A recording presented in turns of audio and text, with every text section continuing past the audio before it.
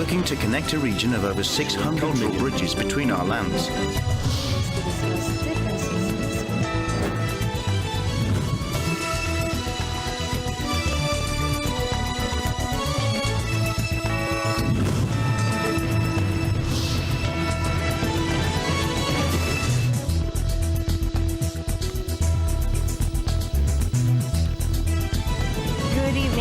Angeles, and you're watching ASEAN in Focus on tonight's headlines.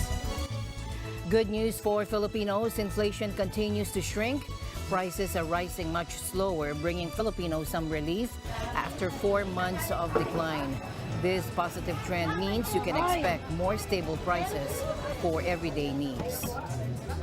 Tragedy in Myanmar. Violence erupts as mortar shells fired from Myanmar hit Bangladesh, killing at least 2 people and injuring several others. Reports indicate heavy fighting and medical treatment for gunshot wounds.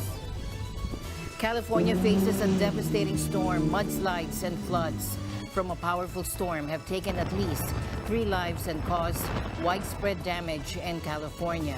Recovery efforts are underway as the state assesses the impact.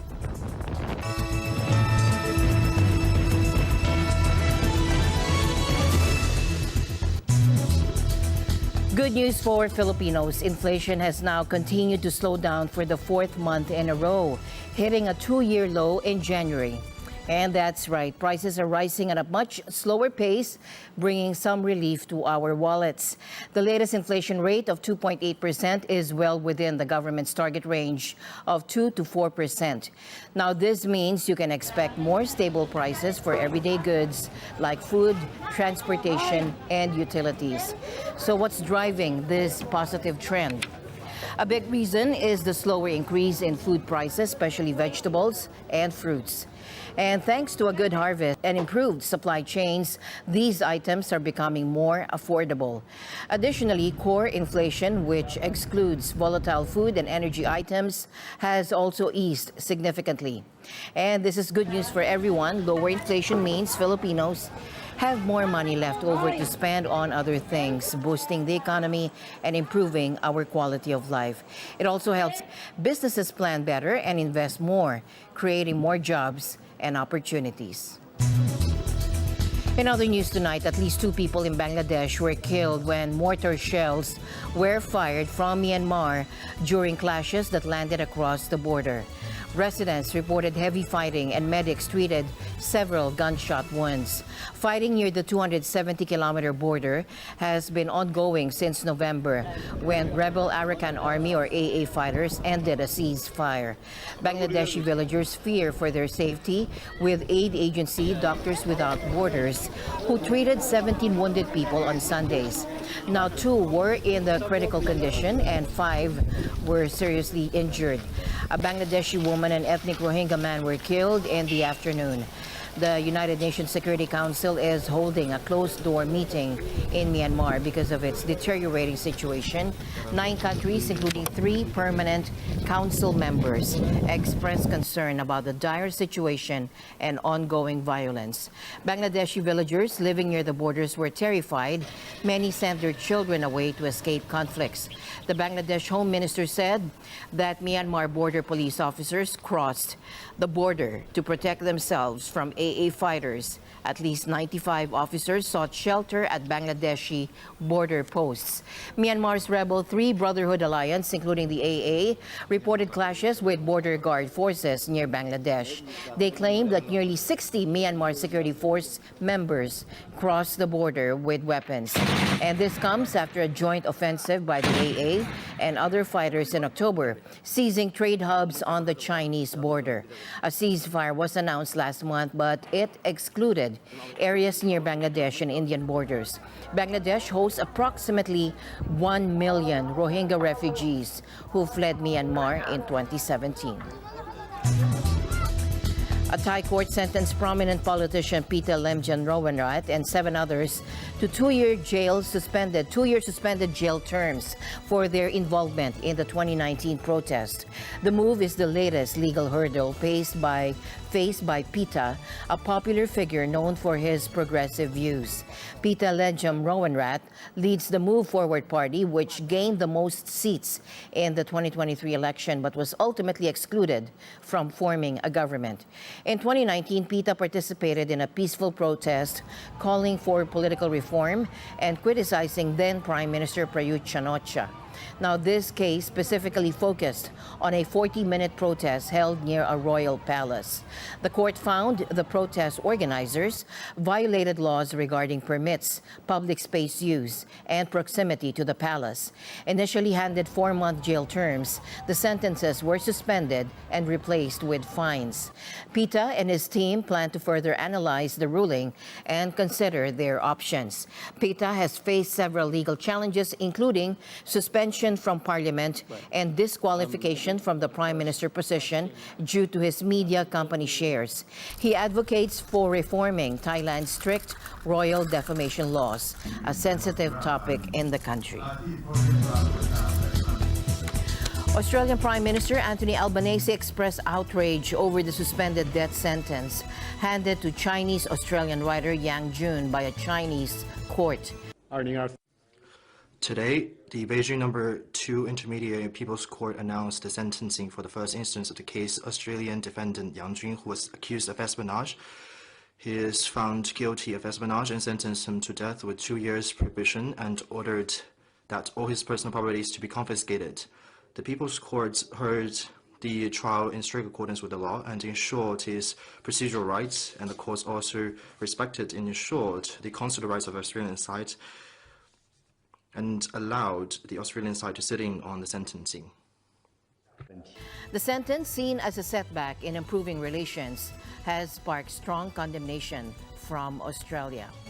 Now, Yang, known by his pen name Yang Hangjun, was found guilty of espionage and received a death sentence with a 2-year suspension. He has denied the charges and claims he was tortured in detention. Australia's foreign minister called the sentence appalling and vowed to continue advocating for Yang's release. Today I come to you with the most harrowing news. In Beijing, Australian citizen Dr. Yang Jun has received a suspended death sentence. We understand that this can be commuted to a life sentence following 2 years. The Australian government is appalled at this outcome. We will be communicating our response in the strongest terms. As a first step, I have directed my secretary to summon China's ambassador to Australia to express our objection. Prime Minister Albanese summoned the Chinese ambassador and expressed dismay, despair, frustration, but to put it really simply, outrage. We have conveyed, firstly, to China our dismay, our despair, our frustration, but to put it really simply, our outrage at this verdict. This is a very harsh sentence on Dr. Jung, who is a man who's not in good health, and we will continue to make the strongest representations.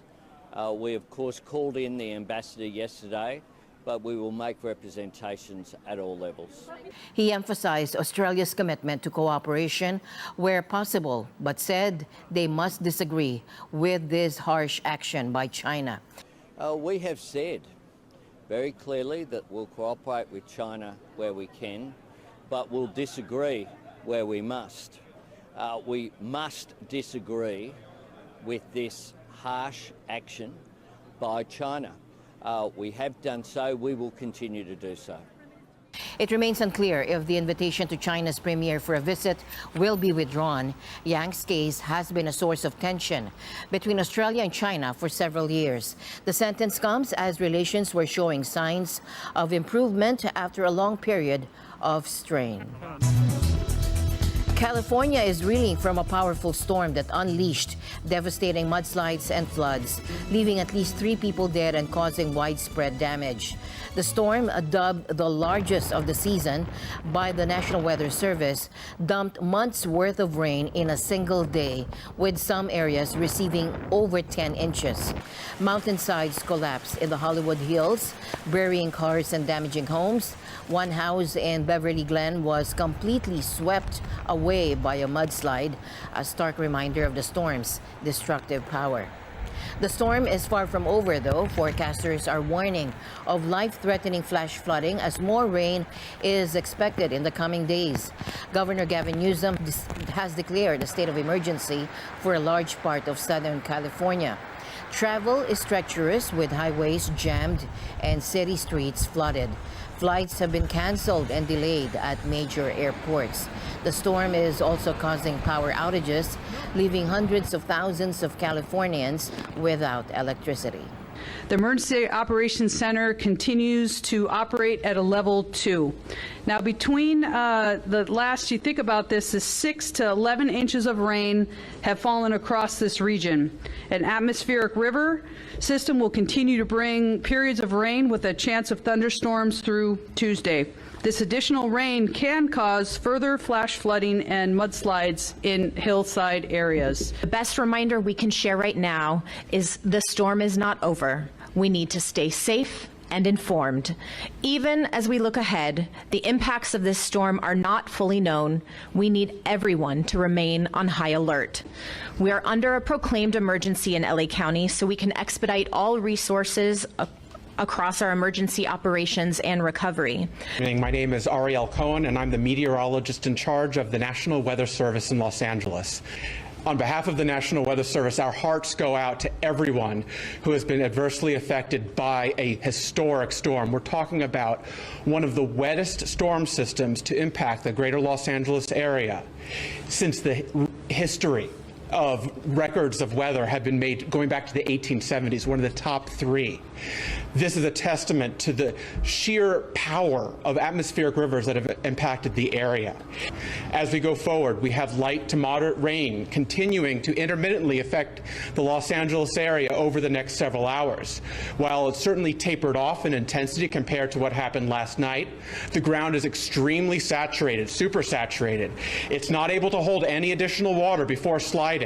It's not going to take much rain for additional landslides, mudslides, and rock slides, and other debris flows to occur. As a result, the risk for additional landslides remains very high.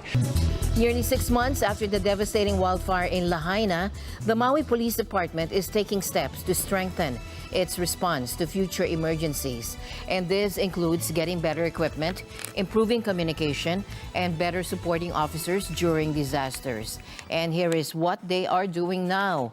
Equipping officers with better tools, and this includes earpieces for noisy situations, breaching kits for clearing debris, and better technology for communication. And so the purpose of that is so that we can hold ourselves accountable, because we want to make sure that we learn the lessons that were there. There were certain equipment lessons that were learned, such as, one of the questions, I had heard it in the media, some rush to judgment, right, to sensationalize about missed radio traffic. 80-mile-an-hour winds. Your microphone's here. Your microphone's here. Your earpiece is here. 80-mile-an-hour winds. And I say that is, when you're walking in the wind and you have your cell phone, can the person on the other end of the cell phone hear everything you're saying? I'm going to say no. And so one of the things we learned was, let's get earpieces for our folks. Optional earpieces so folks could put them in. So I didn't wait to release the report to order them. We already ordered them. Improving communication, a high-ranking officer will be stationed in the communication center during emergencies to relay information more effectively. Officers in the field will also receive more briefings during recovery efforts. Learning from experience, the department is sharing its after-action report with other police departments nationwide to help them prepare for disasters. Police Chief John Pelletier emphasized the importance of learning from the tragedy. The purpose of this preliminary after-action report is to document the police response to the incident. We have an obligation to the community we serve. We have an obligation to the policing profession, and we have an obligation to those we lost to document what went right, what were the challenges, and how can we get better and move forward. The search for the 3 missing individuals also continues. Early on, one of the significant challenges that we faced is that we were presented with over 3,000 missing person investigations. With the tireless efforts of over 150 federal law enforcement agencies, or federal law enforcement officers, we were able to investigate each one, and to date, we have narrowed that list down to the current 3 open missing person investigations. The combined expertise and cooperation among these agencies have been instrumental to the progress we have made with these missing person cases. In other news tonight, King Charles III has been diagnosed with cancer and has begun treatment. Buckingham Palace has announced today. Now, the news has sparked an outpouring of support from around the world. The type of cancer and details of the treatment are not being disclosed. The King remains positive and is looking forward to resuming public duties soon. He will temporarily step back from public engagements but will continue state business. Messages of well wishes are pouring in from world leaders, celebrities, and citizens. I'm concerned about him. Just heard his diagnosis, but I'll be talking to him, God willing. Can I say that all Australians will be sending their best wishes to King Charles for a speedy recovery.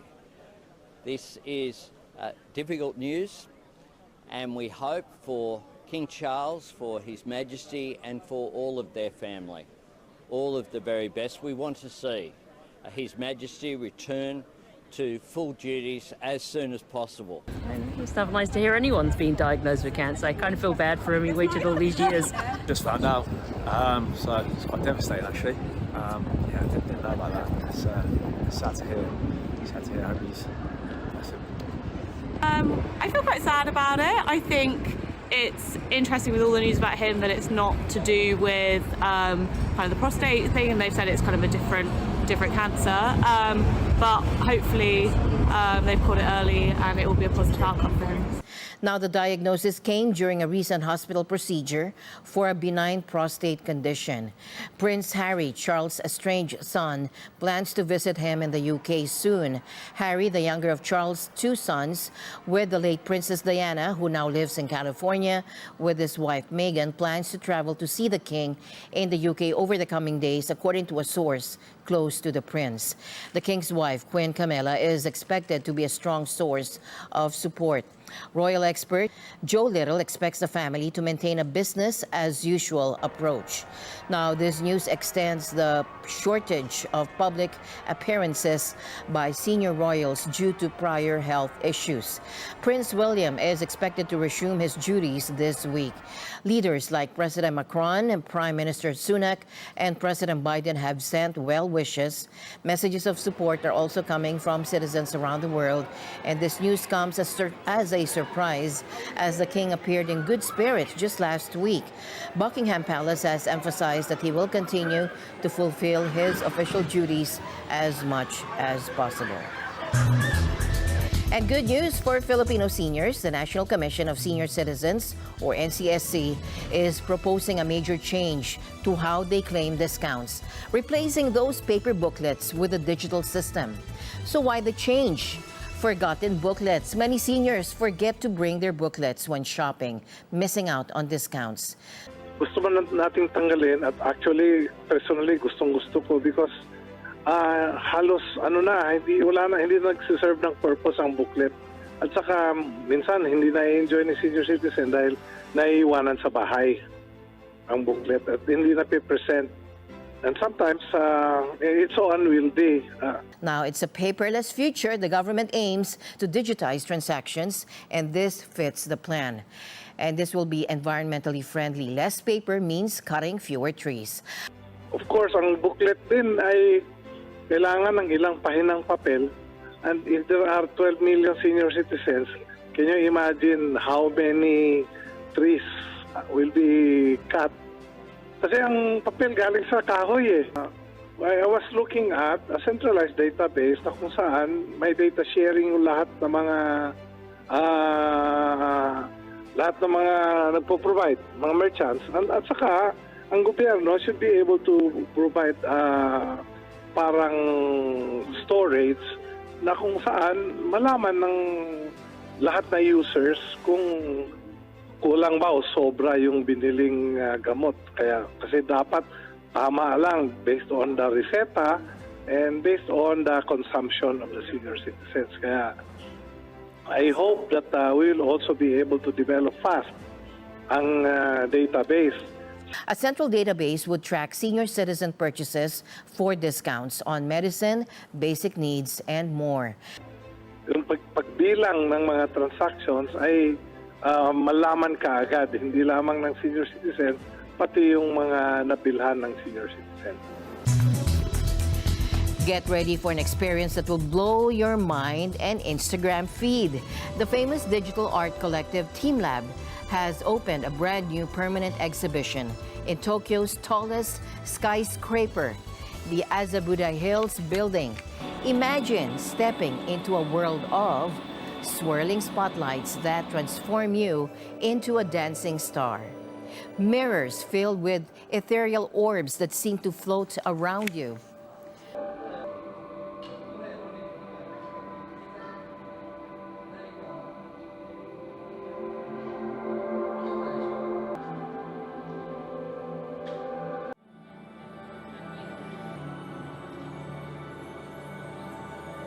Waterfalls of light cascading down the walls, changing colors with your touch.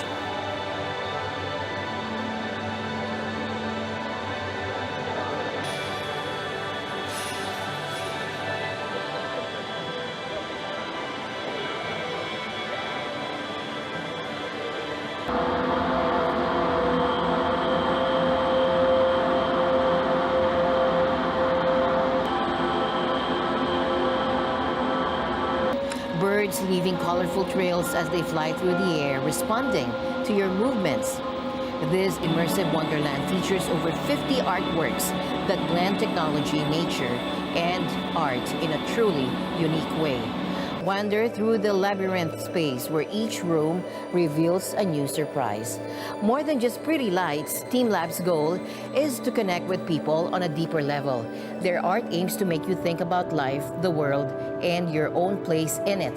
Plus, with special installations that involve scent and taste, it's an experience for all your senses.